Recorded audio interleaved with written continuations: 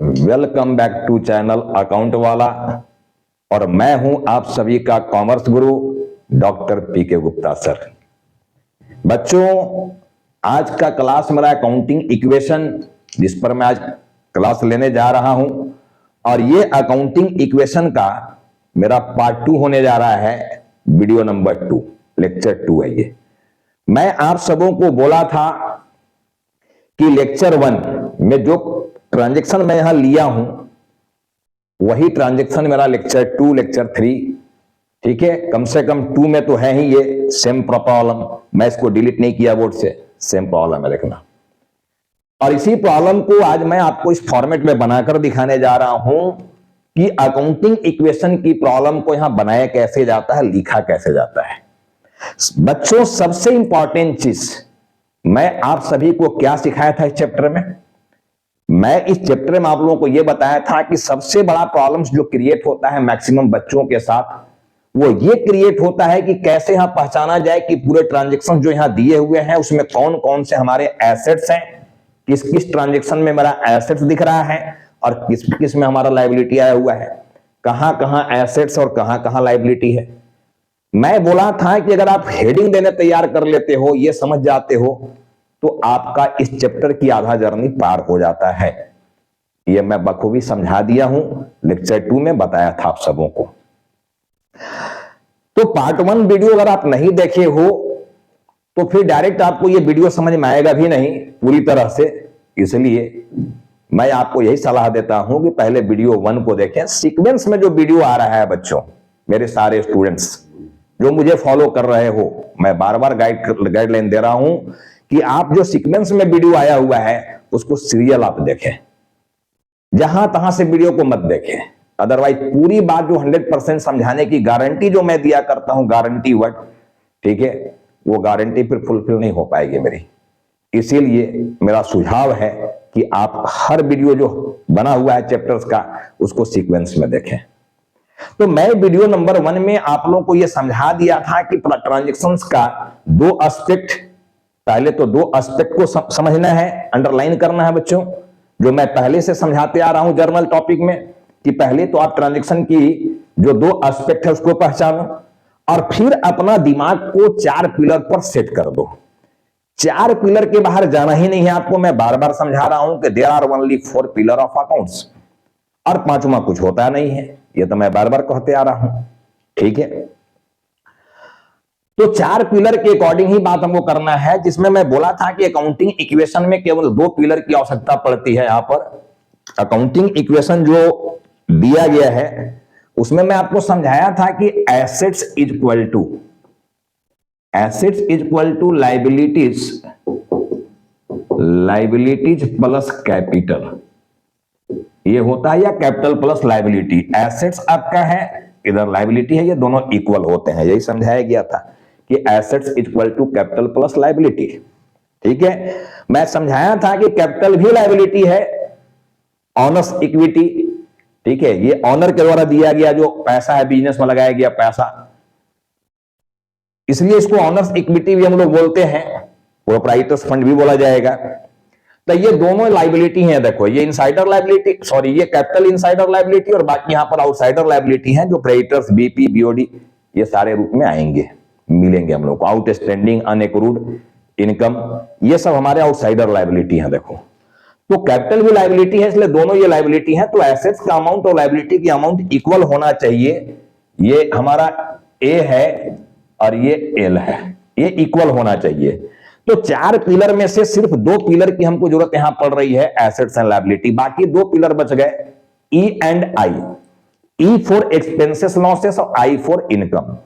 मैं आपको उस वीडियो में समझाया था, पहले वाली वीडियो में, कि जो भी कैपिटल आप अपने पॉकेट में रखे हो उसमें से जब जब आप एक्सपेंस करोगे कैपिटल का अमाउंट घटेगा, और जब जब आप इनकम जनरेट करोगे, इनकम होगा, आपका कैपिटल का अमाउंट बढ़ेगा। यानी सीधा इंपैक्ट किसी भी एक्सपेंसेस, लॉसेस और इनकम का कैपिटल पर जाता है, यह जानना था।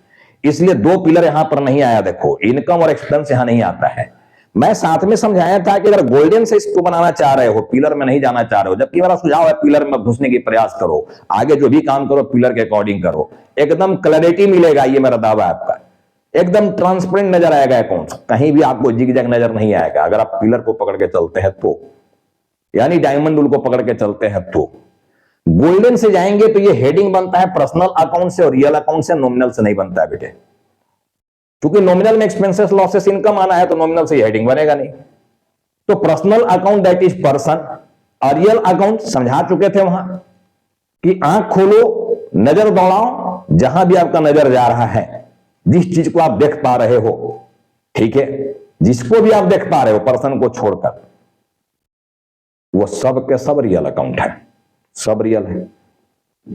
तो इतनी आसान तरीका समझाया हूं पहचानने का। पर्सनल में पर्सन आ जा रहा है, रियल आंख खोलो, बिजनेस में हो तो बिजनेस में खोल के देखो आंख, जो चीज दिख जाए वो सब का सब रियल है, जिसकी रियलिटी को चेंज नहीं कर सकते हो। फैन को फैन ही बोलना होगा, फर्नीचर को फर्नीचर ही बोलना होगा, व्हाइट बोर्ड को व्हाइट बोर्ड ही बोलना होगा, टेबल को टेबल ही बोलना होगा, कुछ और तो बोल नहीं सकते हो, सोफा को सोफा बोलना होगा, पलंग तो बोल नहीं सकते हो।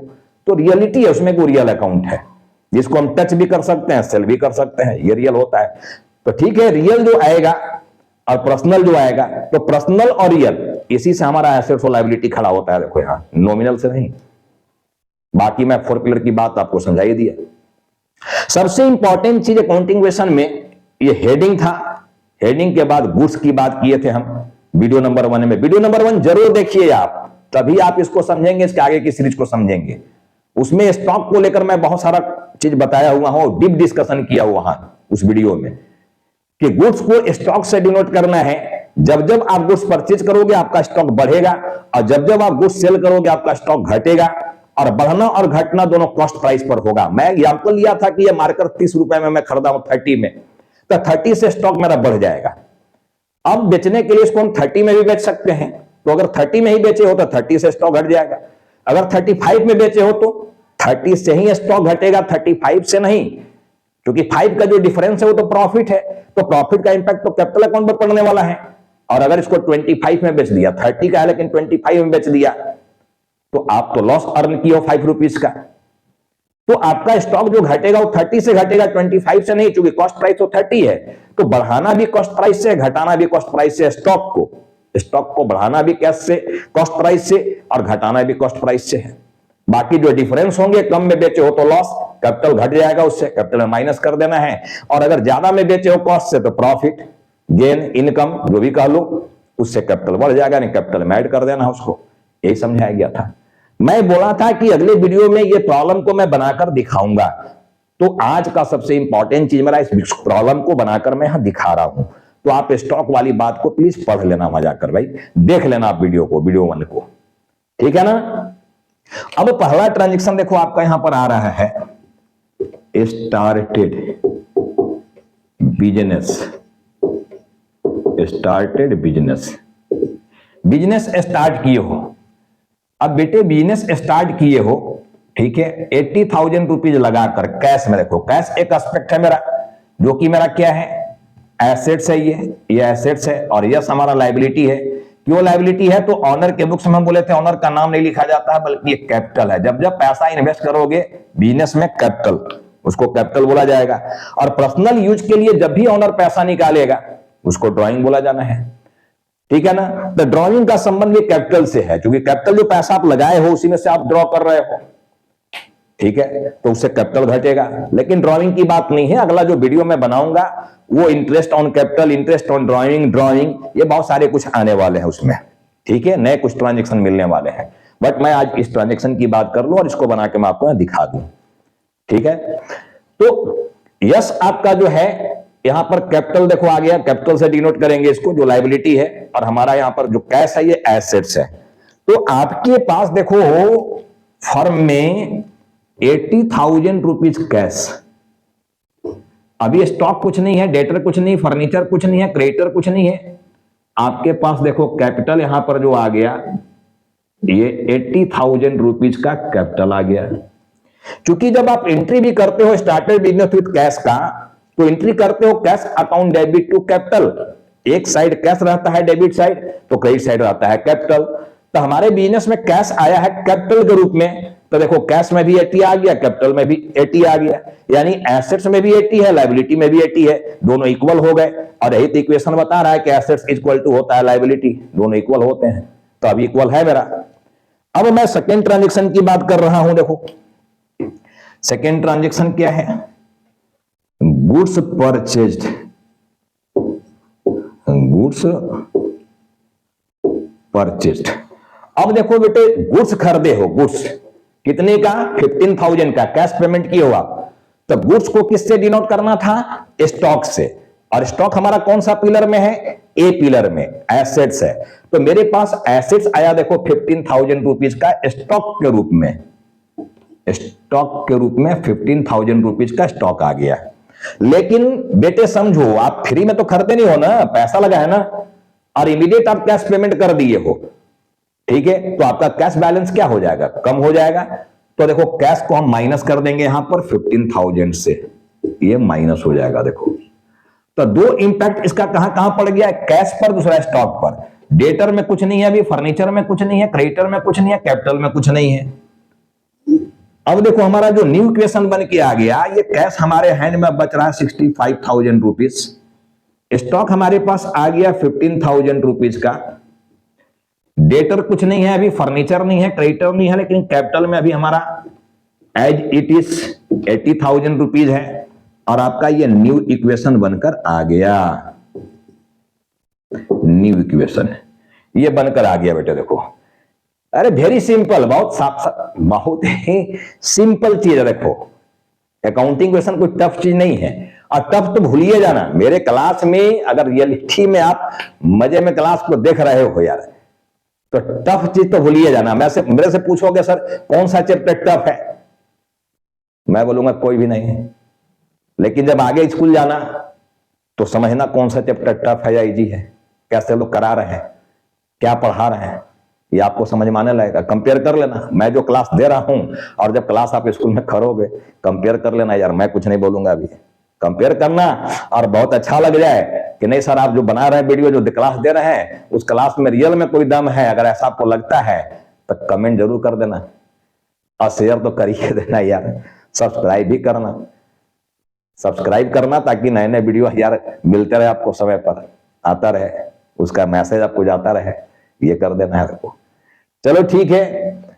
अब थर्ड ट्रांजेक्शन में भी हम गुड्स परचेज किया। देखो थर्ड हमारा जो ट्रांजेक्शन आया है, इसमें भी मैं गुड्स परचेज किया हूं। देखो गुड्स परचेज्ड ये हुआ है। कितने का गुड्स खरीदे हो, 12,000 का। किससे खरीदे हो, स्नेहा से। एक एस्पेक्ट आपका स्नेहा है और दूसरा गुड्स है, तो गुड्स के लिए स्टॉक। और स्नेहा आपका, जब स्नेहा से खरीदे हो गुड्स उधार में, तो बाद में स्नेहा को पेमेंट करना होगा, यानी स्नेहा इज क्रेडिटर, क्रेडिटर है ये, और क्रेडिटर मतलब एल, लायबिलिटी है ये।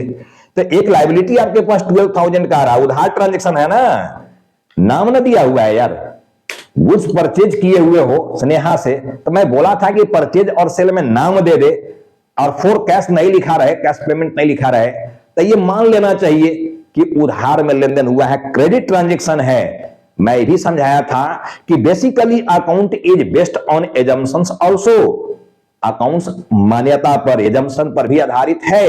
Assumptions low, but assumptions must be logical and suitable, ये होना चाहिए। एजम्पशन तो लेना है, जैसे आप मैथमेटिक्स बनाते हो तो एजम्पशन लेते हो, लेट करते हो जब कोई इंफॉर्मेशन साइलेंट हो जाता है, ठीक है, लेट एक्स वाई ये इक्वेशन भिड़ाते हो, प्रॉब्लम बन जाता है। बस उसी तरह अकाउंट्स भी एजम्पशन पर बेस्ड है। कहीं कहीं हमारा इंफॉर्मेशन मिसिंग रहेगा, वहां एजम्पशन ले लेंगे और प्रॉब्लम को बनाएंगे। तो फिर यही बोला गया परचेज और सेल में कि नाम आ जाए तो समझो ट्रांजेक्शन हमारा उधार में हुआ। मतलब क्या, एजम्पशन लिए, मान लिए ऐसा, क्योंकि ऑन क्रेडिट तो लिखा नहीं है, तो मान लिया गया है, नाम आया तो उधार ट्रांजेक्शन है भाई। तो क्रेडिटर हमारा देखो एक नया लायबिलिटी यहां पर आ गया, और एक स्टॉक आपका जब परचेज किया हो तो स्टॉक बढ़ रहा है आपका। कितने से स्टॉक बढ़ गया, देखो 12,000 रुपीज से आपका स्टॉक बढ़ गया, लेकिन साथ में आपका एक लायबिलिटी बढ़ गया क्रेडिटर के रूप में, यहां पर 12,000 रुपीज का एक लायबिलिटी बढ़ गया। देखो क्योंकि पेमेंट अभी किए नहीं हो, पेमेंट तो फ्यूचर में करने वाले, उधार खरीदे हो, तो एक लायबिलिटी आपके पास नया आ गया क्रेडिटर के रूप में। अब आपका पोजीशन क्या है, देखो कैश में अभी भी आपका 65,000 है, लेकिन स्टॉक आपका बढ़कर 27,000 पर आ गया। डेटर में अभी कुछ नहीं है, फर्नीचर में कुछ नहीं है, एक नया लायबिलिटी क्रेडिटर के रूप में आ गया आपके पास 12,000 रुपीज का, और कैपिटल अभी तक एज इट इज मेरा 80,000 रुपीज है। अब आपका ये न्यू इक्वेशन बनकर रेडी हो गया, देखो न्यू इक्वेशन आ गया, ये रेडी हो गया। अब नंबर 4, समझ रहे हो सभी बच्चे यहां तक? कोई दिक्कत किसी का?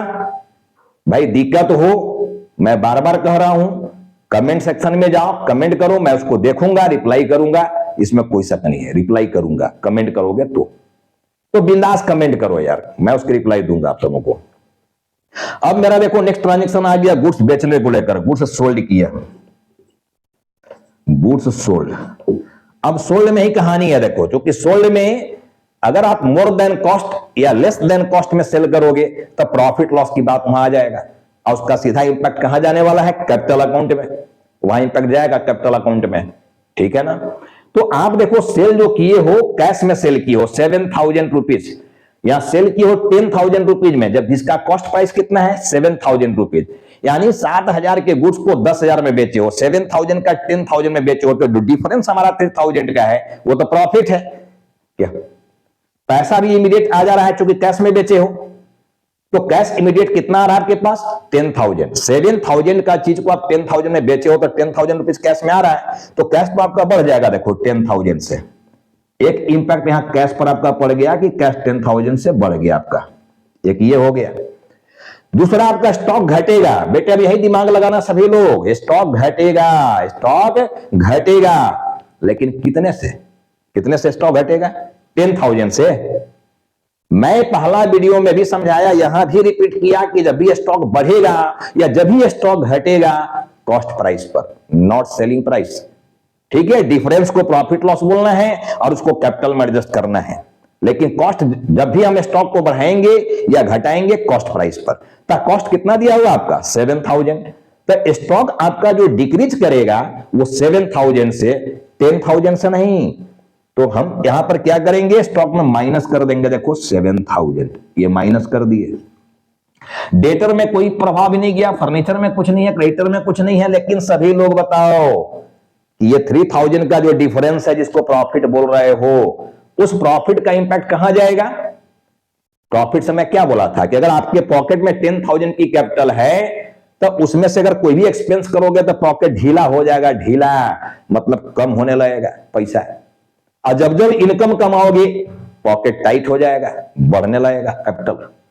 तब प्रॉफिट हो रहा है यहां तो कैपिटल बढ़ेगा आपका, कितना से? 3,000 से कैपिटल बढ़ जाएगा आपका। तो 3,000 रुपीज हम यहां पर कैपिटल में ऐड कर देंगे। अब कैपिटल का पोजीशन भी देखो इस इक्वेशन में बदल गया, कैश हमारे हैंड में आ गया, देखो अब 75,000 रुपीज। अब यहां पर स्टॉक आपके पास केवल बच गया 20,000 रुपीज का। अभी डेटर में कुछ नहीं है, फर्नीचर में कुछ नहीं है, क्रेडिटर हमारे पास है 12,000 का, और कैपिटल मेरा बढ़कर हो गया देखो 83,000। ये मेरा कैपिटल हो गया, और ये बन गया आपका न्यू इक्वेशन। न्यू इक्वेशन, ये बन गया आपका न्यू इक्वेशन, ठीक है ना? अब देखो नंबर 5, फिर यहां से गुड्स सोल्ड ही आया हुआ है, देखो कोई दिक्कत किसी का? देखो बेटे आप ऐड करके देख लो, 75 और 20 होता है 95। एसेट्स अभी आपके पास 95 है, उधर भी 95 है कि नहीं? लायबिलिटी देख लो, 83 और 12 ऐड करोगे 95, तो इक्वेशन फिट जा रहा है, एसेट्स इक्वल टू लायबिलिटी, इधर भी 95 उधर भी 95, एकदम फिट बैठ रहा है, देखो फिट जा रहा हमारा। अब देखो गुड्स सोल्ड किए हो फिर से, किससे? नंदनी से, मतलब उधार में सेल किए हो, नंदनी आ गया, नाम आ गया यहां पर, नंदनी एक नया नाम आ गया यहां देखो। अब नंदनी से उधार माल बेचे हो तो नंदनी से बाद में पैसा लोगे, बेचोगे आप उधार में माल, तो पैसा मुझसे भी बेचे हो जिस कस्टमर से, वो पैसा हमको फ्यूचर में देगा ना। तो नंदनी से मैं माल उधार बेचा हूं तो नंदनी मेरा कौन है? डेटर, देनदार, और डेटर इज एसेट्स, और कैश तो एसेट्स होता ही है, लेकिन कैश यहां पर है नहीं क्योंकि उधार में लेन देन हुआ है आपका, ठीक है? चलो, तो एक डेटर आपको एसेट्स के रूप में मिल गया, देखो एक नया डेटर आपके पास आ गया, प्लस एक डेटर आपको मिल गया देखो यहां पर एसेट्स के रूप में, और स्टॉक आप यहां से देखो बेच रहे हो स्टॉक को, तो स्टॉक घटेगा। तो एक इंपैक्ट तो जा रहा है स्टॉक पर और दूसरा जा रहा है, देखो नया डेटर मिल गया हमारा नंदिनी के रूप में, एक डेटर आ गया है। तो आप स्टॉक को कितना से माइनस करोगे? 16,000 कॉस्ट दिया हुआ है, 16,000 के स्टॉक को 15,000 में बेचे हो, 16,000 की माल 15,000 में बेच दिया, यानी 1,000 रुपीज की जो डिफरेंस है, यू अर्न लॉस, 1,000 रुपीज का आपका लॉस हुआ। और उस लॉस का इंपैक्ट कैपिटल पर जाएगा, पॉकेट ढीला होने वाला है लॉस कमाए हो तो, ठीक है ना, कैपिटल कम हो जाएगा लॉस से, ड्यू टू लॉस, ठीक है, amount of capital will decrease, और due to profit amount of capital will increase, यही तो होना है।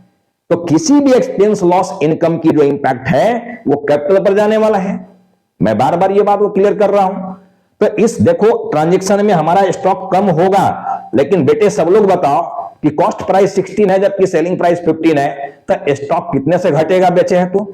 सब लोग बोलोगे यार कॉस्ट प्राइस से, तो आप बार बार बोल रहे हैं सर कि कॉस्ट प्राइस से घटेगा, तो कॉस्ट प्राइस इज 16,000 नॉट 15,000, तो स्टॉक को आप 16 से कम कर दीजिए, यही ना बोलोगे सब लोग कि 16 से कम कर दीजिए। तो देखो अब मैं 16 से कम कर रहा हूं, स्टॉक को माइनस कर दिया, देखो 16 से माइनस कर दिया, कैश पर कोई इंपैक्ट नहीं पड़ा है, देखो कैश तो आ नहीं रहा है।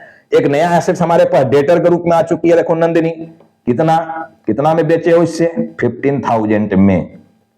16 नहीं लिखोगे यार, बेचे ही हो 15 में ना, 16 का माल आप 15 में उसको दे दिए हो, तो पैसा आपको 15 है ना देगी जब भी देगी। तो 15,000 की जो डेटर, ठीक है, in the name of Nandini. अब हो गया, अब फर्नीचर में कोई इंपैक्ट नहीं है, क्रेडिटर में कुछ नहीं है, कैपिटल में कुछ नहीं है। एक नया इक्वेशन आपको यहां पर मिलकर आ गया, देखो एक तो आ गया आपकी 75,000 कैश, अब स्टॉक आपके पास केवल 4,000 का बचा हुआ है, एक डेटर आपके पास आ गया देखो 15,000 रुपीज का, फर्नीचर में भी कुछ नहीं है, क्रेडिटर आपका पहले से 12,000 था और वही अभी भी एग्जिस्ट कर रहा है, कैपिटल में कोई इंपैक्ट नहीं पड़ा, देखो पहले भी 83 अभी भी 83 है। ये आपका न्यू इक्वेशन बन गया। सॉरी, कैपिटल में आपका क्या होने वाला था भाई? स्टॉक लॉस हुआ है ना आपका, सॉरी 16,000 कॉस्ट था, 15 में बेचे हो, तो 1,000 रुपीज का आपका लॉस हुआ है बेटे, मैं ही मिस्टेक कर रहा हूं। आपका कैपिटल यहां पर अब आ जाएगा 82,000। अब आप ऐड करके देख लो, 75 और 25 90 और 4 94 94, उधर भी देखो 94 है या नहीं है, अब ये फिट हो गया, दोनों साइड 94 आ गया, ठीक है। चलो कभी कभी स्लिप ऑफ पिन हो जाता है, वो भी कमेंट कर देना है, कहीं दिखा था तो यार देख लेना। नंबर 6 यहां पर हो गया परचेज फर्नीचर,